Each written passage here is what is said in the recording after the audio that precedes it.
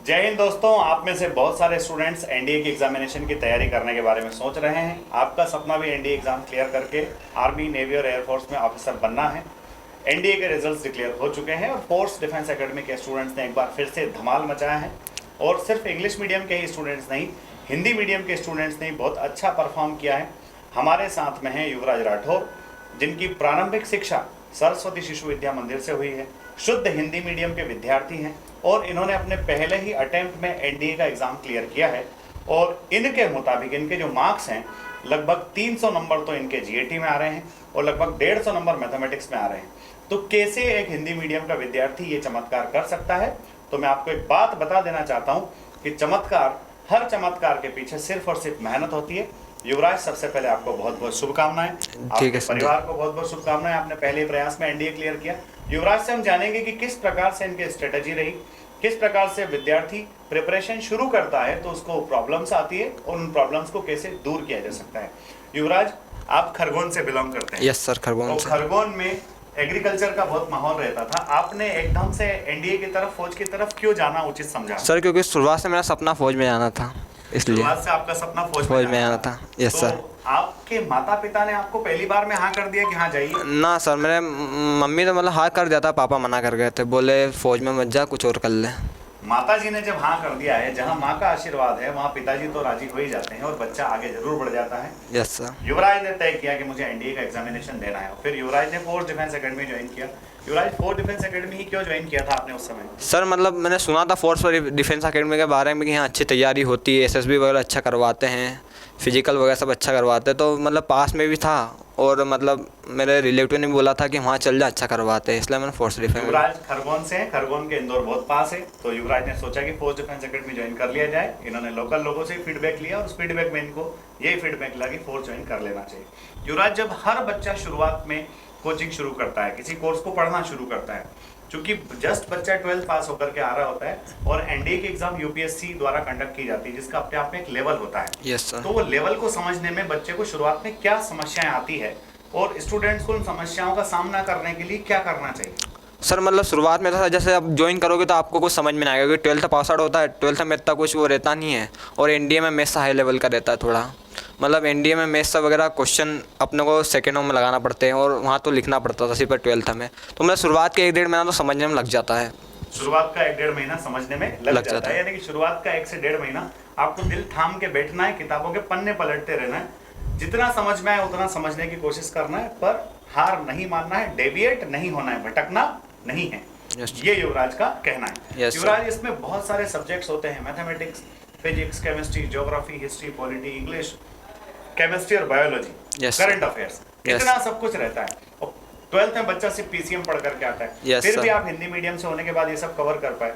आपको मैथमेटिक्स में किस तरह से मदद मिली? गुप्ता सर ने किस तरह से आपको पढ़ाया और आपने मैथमेटिक्स के जो 5 हिस्से होते हैं, 5 भाग होते हैं, उनमें से कितना हिस्सा कवर किया जिससे आप अपने आप को सिक्योर मान रहे थे, सेफ मान रहे थे कि हाँ मैं निकल जाऊंगा? यस सर, देखें गुप्ता सर ने तो बहुत मदद की। गुप्ता सर बढ़िया एकदम समझाते थे, समझ में भी फुल आता था। फिर गुप्ता सर जो नोट्स वगैरह देते थे उससे भी बहुत मदद मिली है। मतलब मैथ्स में ऐसा है, अगर आप ट्रिग्नोमेट्री, कैलकुलस और जियोमेट्री लगाते हो तो आपका मैथ्स तो यूँ निकल जाता है।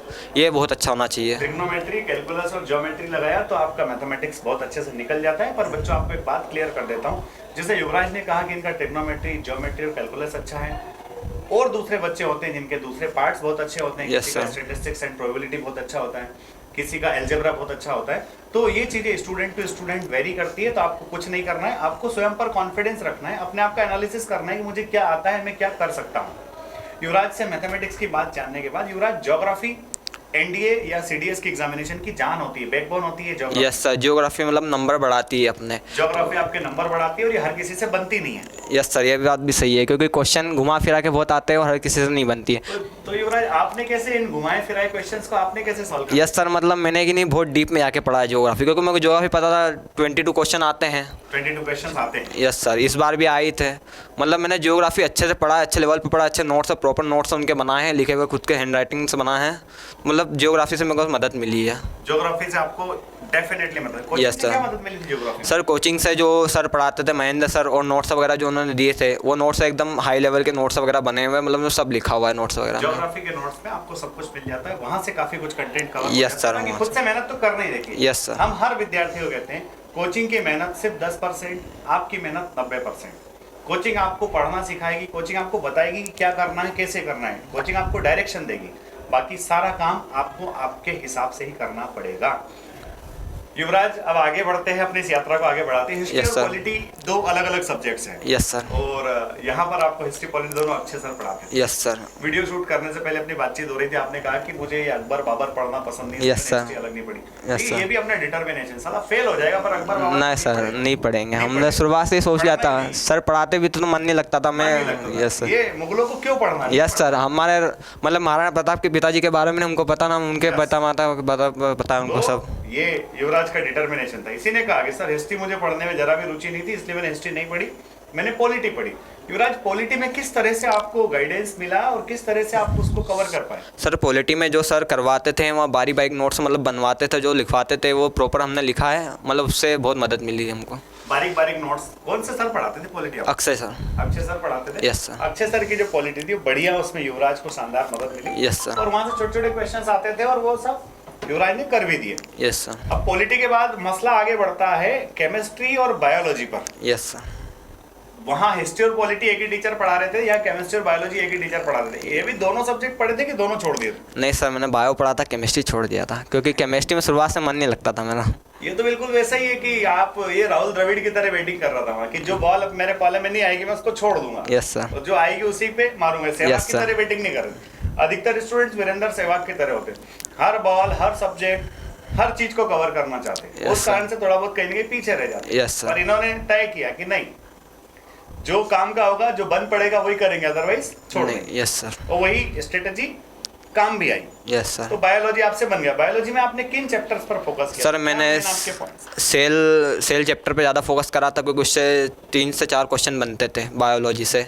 फिर अपना मतलब जो भी आगे बायोलॉजी में चैप्टर वगैरह थे उनको देख लिया था, बुक में देख लिया था, जिससे 1-2 क्वेश्चन बनते वो कर रहे थे ऐसा। तो देखिए ये ऑप्शनल सब्जेक्ट्स है। मैथमेटिक्स पढ़ने वाला बच्चा अगर बायो के 3 से 4 क्वेश्चन भी बना लेता है तो वो जो 4 क्वेश्चन से 16 नंबर आ रहे हैं वो बोनस होते हैं। Yes sir. वो आपको मेरिट लिस्ट में आगे बढ़ाने में मदद करते हैं। Yes sir. युवराज, इंग्लिश कैसे पढ़ी बेटा आपने और इंग्लिश के लिए क्या ध्यान में रखा? क्योंकि हिंदी मीडियम के बच्चे, अक्सर हिंदी मीडियम के बच्चों को डर लगता है कि सर मैं कैसे करूंगा, मेरे से हो पाएगा, मेरे से नहीं हो पाएगा, तो फिर आपने इसको कैसे किया? सर मैंने इंग्लिश मीडियम जो आप नोट्स वगैरह दिए थे उससे ही मैंने सब पढ़ा है, एंटोनियम सिनोनियम सब उससे ही पढ़े थे, वन वर्ड सब्स्टिट्यूशन सब उससे ही पढ़ा था, मतलब उससे बैठे भी बहुत सारे, और जैसे अदर कंटेंट में से मिल जाता था नोट्स वगैरह उनसे भी पढ़ा है बहुत सारा। तो कोचिंग के जो नोट्स हैं वोकेबुलरी के और ग्रामर के, यस सर, वो बहुत हेल्प करी उन्होंने नोट्स ने मेरी। तो देखिए कोचिंग क्या कर सकती है? आपको कंटेंट डिलीवर कर सकती है, कंटेंट आपको दे सकती है, आपको बिठा के रख सकती है, पर पढ़ना खुद को पड़ेगा सर। खुद को पड़ेगा, पढ़ना खुद को पड़ेगा। तो युवराज आपने जिद कर लिया था कि एनडीए निकालना ही है। यस सर, मतलब निकालना ही था, मैंने सबको कह भी रखा था कि इस बार निकाल दूंगा मैं एनडीए।